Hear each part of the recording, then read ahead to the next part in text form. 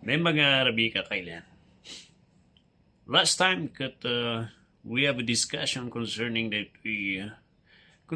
issue iti sangapulong abilin.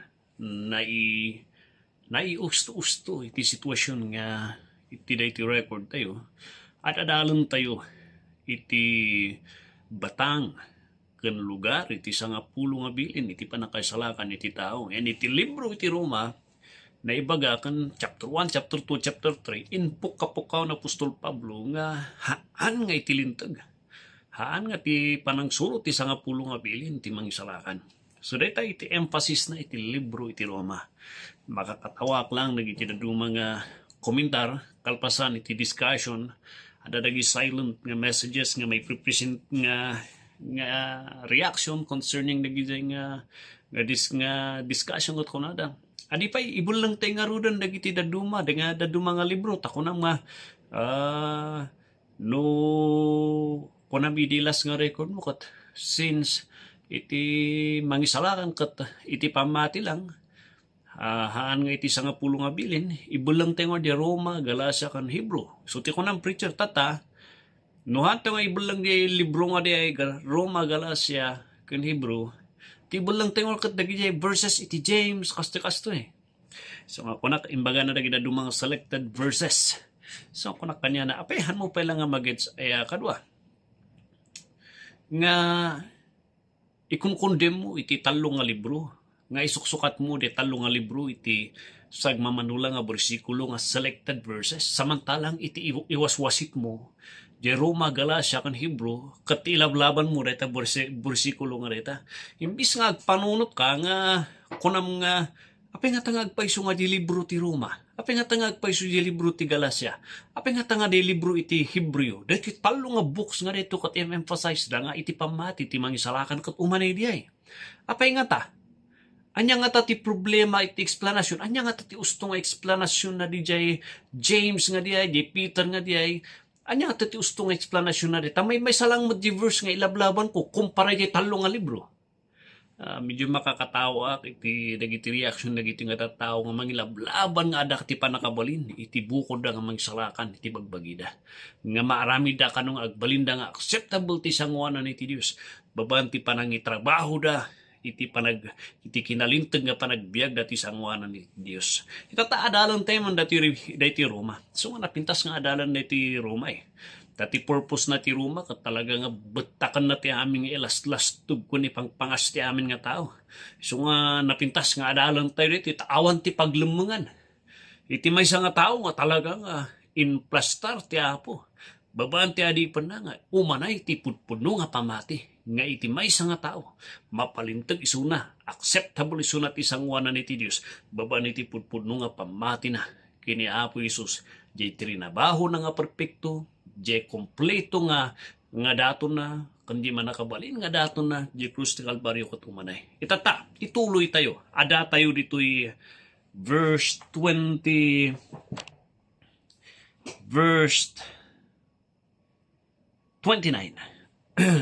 Yan, verse 29. Ada tayo dito 29, 30, 31.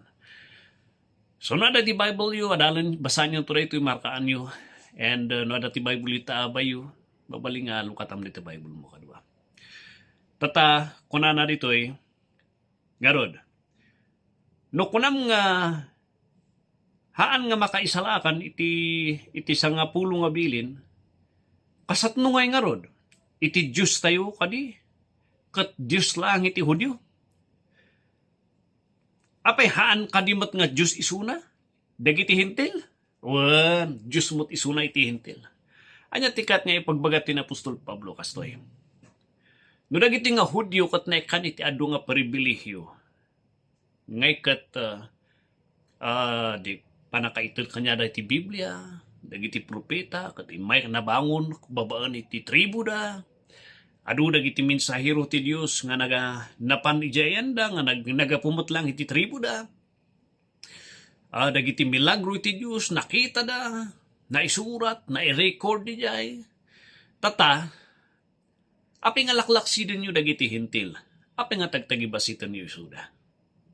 Api nga ti panangkit yo kanya kat pangbasura lang, additional nga pagsungrod iti impyerno, nudumteng iti tsimpo iti ukom iti Diyos. Dakal nga kamali di ay. Kat ko'y baya kada kayo, uray dagita hintil nga dagita, nga inmawat ka ni Kristo nga manubot kan mangisalakan da. Kat ko'y baya kada kayo, dagiti matlang nga tattao, kat nagbalin nga tattao, kan anak, kan pamilya, iti Diyos, kasla ka na kayo. Andaman nga nakaikan iti pribileyo kan benepisyo, nga dinmanon ti Biblia kanyada, ada iti propeta nga napnapan kanyadang nagadu, no kitkitaan tayo, no tinalak dalaki di, ni Hesu Kristo, nga manubot kan mangisalakan na, tinalak da, inanay da, iti dato na di krus iti Kalbaryo. Kasla dagiti wise men, di tsimpungan na anak ni Jesu Kristo. Hintil lagi ay. Ninaaman, kung dagiti ari nga pagano nga namamuan da iti Diyos. Hintil dagi jay. Naidanon kanya da iti minsa, iti panakay salakan. Undo ko na tayo nga hintil. Handa nga ngayon, iti dara, iti ko na tayo nga Hudyo. Nagbalinda nga beneficiary. Nalakam da iti beneficiaryo, iti panakay salakan nga intan. Ni Apo Isus nga naikari nga ada iti mangisalakan kanya da. Nailakam da iti benepisyo iti panakaisalakan gapus iti Dios. So hanyo nga langlangan, hanyo nga ikankano, hanyo nga tagtagibas iten dagay parparyas kayo iti sanguanan iti Dios. Malawag di ay. So nga kadag iti mang awat kan mga anay nga linuktan iti puso kan panunot da, nga naluktan ti puso kan panunot da. Kapoy ba kada kayo, iti sangwanan iti Diyos, haan kayong nga low class nga namati, espesyal kayo nga parparehas, dagiti Hudyo nga namati mutlang, kini Hesu Kristo nga manubot kan mangisalakan na. Nalawag? Tata. Kitaan nyo di 30. Tata, kitaan tayo, nga adan tayo iti may nga Diyos, nga isu iti nang palintag, kadag iti nakugit kan, haan nga nakugit. Babaan iti pamati, so sarsarita na, review manan, jet tribu. Tama ilaklaksid, matagtagibasit, dagiti hintil. Dagi Hudyo, katoy ba kada kayo? May sa ti Diyos, nga iso ti rason nga naaksiptar da. Nga nang-aksiptar ka ng palintag kanya da. Sino di ay? Ni Diyos Ama. Kan sino iti nang palintag, dagiti Hudyo, kan dagitihan nga nakugit, dagiti hintil. Isumat lang ni Hesu Kristo. Kaya't ko iba kada kayo, babaan iti pamati. No kasatno nga pamati tinang palintag kada kayo nga aksiptaran na kayo ti Diyos nga may karkariti sangwanan na, da kayong Hudyo, kastamot lang iti hudag iti hintil, handa nga na idumduma. No tinalak damot lang ni Hesu Kristo, babaan iti pamati, iti sangwanan iti Diyos, na deklara na iti nga tao, nga acceptable, forgiven, accepted, justified iti sangwanan iti Apo. Gapus ti pamati da nga pudpudno kini Apo Jesus. Nalawag di ay? Apantay ti 31. Ngarod, dati tinakal nga saludsud, nga isuti saludsud iti kaduan nga listeners, iti private messages nga idamdamag da kanya, kan karkaritandak. Ngarod, ibagbaga tayo kadi nga awan sirbina iti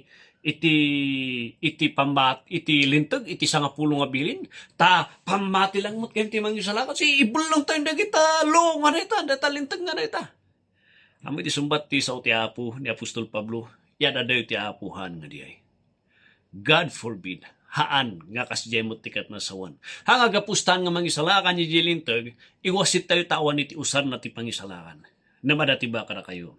Kinagpaisuan na ibiyag-biyag tayo itilintag. Nam usaron tayo lang dito ti usto, haan nga tapno mangisalakan kada tayo. Kunana, i-review tayo. Anya ti purpose iti law? Iti Roma chapter 3 verse 20. Therefore, by the deeds of the law, there shall no flesh be justified. Awan ti mapalintag nga may nga tao, iti sangwanan iti Diyos uray may sa. For by the law, babaan iti panagsurot iti lintag. It is the law. It is the knowledge of sin. It brings us to the knowledge of sin. Ti purpose iti law, isuro na kada tayo, iturong da tayo, nga makita tayo ti bagbagi tayo, nga da tayo kat managbaso nga kasapulan tayo ti mangisalakan. Hudyo ka man, kasapulam ti mangisalakan, hangkang nga nangat ngato no nagiti hintil, parihas mo nga kasapulam ni Kristo ta managbaso ka. So it gives us the understanding nga ni, hanting awan akin kaya nga mangtumpal iti sa nga pulo nga bilin. Mangisipat kada tayo nga han mo kaya nga ibiyag data. Managpasol tayo masapol iti maysa nga perpekto nga daton nga nang arami dati lintag nga perpekto nga nagbiag diti daga, and that is the reason nga naianak ni Kristo nga kan iti lasag tapno agbiag ti perpekto nga biag diti daga nga baban iti biag nga perpekto makaitod isuna iti perpekto kan manakabalin nga daton. May kadwa apantay ti Galatians anya ti purpose iti lintag. Ti purpose iti lintag kuna nati Galatians chapter 3 verse 24, wherefore the law was our schoolmaster to bring us unto Christ tutor. Schoolmaster dagiti Hudyo ada dagiti mang naswilduan ka na naikan kanya da nga nadutukan nga mang aywan dagiti anak da. Dagiti Hudyo ada dagiti kasla nga yaya kanya da nga ubing pelang je ubing da je nagti pamilya adan ti mangtututok kanya da mang susuro iti sanga pulo nga bilin nga iti purpose na iti sanga pulo nga bili dagiti religious laws dagiti education da ti panagsao da je lingwahe da iso ti trabaho na diay tata iti lintag ket kaslakas jay ti trabaho na may isa iso na nga yaya nga iturong datayo kini Hesus Kristo nga malpas nga ipakita na kada tayo nga managbasol tayo, isuro na kada tayo, ada iti makaisalakan. Ada iti nakaibiyag iti perpekto nga biyag iti daga nga umanay. Natay iso na kat nangidaton iso na ti perpekto nga daton nga makapaaksiptar ti sangwanan ni Diyos Ama. Sino diay? Iso ni Jesu Kristo. Dijay ti purpose iti law. Di maparparti nga bill di sacrificial laws, iturong na datayo kini Jesu Kristo. Nga sinuti simbolo na dagi nga sacrificial nga animal ni Jesus iti turturong na kada tayo. Tata, hanlang nga diay. Kunapay dito i 1 John. Iti 1 John chapter 2 verse 3, and by this we do know that we know him if we keep his commandments. Babaan da ito maipakita kan maamuan tayo, nga datayo kat adda ti relasyon tayo. We know him. Hanlang nga intellectual na ito But actually, hanlang nga intellectual knowledge, nga amu ti utak. Na adda iti relasyon tayo nga naunag kanya na. Anya ti pamanuknak nga adda iti naunag nga relasyon tayo. Iti ahap. Nga datayo kat anak ti Diyos. Nga datayo kat adda ti relasyon tayo nga naiurnos, nga nasimpa ti relasyon tayo ti Diyos. If we keep his commandments, baban iti ebidensya ti panagbiag, panangibiyag iti bilbilin na, dijay ti pang panaknak. Haan nga iso ti mang palintag kanya. Nam iso ti mang panaknak nga sikakat na justify, nga naaksiptar nga ti Diyos ada kanyam. So iso ti ebidensya, haan nga mang pabalin kanyam, no di kat bunga. Di panagsulot tayo iti bilin ti Diyos, dijay ti testimonya tayo nga adaan tayon. Iti relasyon kan panakaaksiptar, naaksiptar tayo ti sangwanan ti Diyos nga dati ako pudpudno nga anak ti Diyos. Nga bagi ti Diyos. So makita tayo, kuna ni Pablo, hanta nga ibalbal lang di sa nga pulo nga bilin. Nam kasapulan lang nga ilugar tayo ti usto nga pakausaran na, nga mangiturong, nga tumulong dagiti, kahit na nga mga amuti pudpudno nga Diyos, isaran iti sa nga pulo nga bilin, tapno mamwanda iti estado dati sangwanan iti Diyos. Usaran tayo iti sa nga pulo nga bilin, nga iturong da, mangiturong ti daduma kini Apo Jesus. Mausar ti sanga pulo nga bilin nga mangpaneknek agbiag tayo ibiyag ti sanga pulo nga bilin kas testimonya nga pudpudno nga naisalakan tayon. Dijay ti biyang ti sanga pulo nga bilin. Isu nga kunana ti Roma chapter 3 verse 31. Yes, we established the law. Ibiyag-biyag tayo hantang nga iwaswasit. Kinagpaiswan na masapul dijay kas pamaneknek no may iusto, ti panakausar na. Namnok ko na yung iso ti surutan tayo nga mangisalakan, di ito libro ti Roma ti lablabanan nyo, haan nga iso ti mangisalakan. So nalawag ko madiya ka na tayo. So hoping, na awatan nyo, iti lugar ti lintag, may pukpukaw iti libro iti Roma. Apay ngumanay iti pamati, gapusta, di pagtaltalkan tayo. Kat perpekto, kompleto, kan manakabalin. Isuna, kan iti daton na, nga iti sangwanan iti Diyos. Umanay nga mangisalakan iti maysa nga tao. Babaan ti pudno nga pamati iti daton na. Sapay kuma, kadwa, tatinalak mo ni Kristi Jesus, nga manubot kan mangisalakan mo. Isu nga dakkel nga kamali, no serimonya ti pagbatbatayam. Aramid ti pagbatayam, lintag ti pagbatbatayam, sikta, denominasyon, church.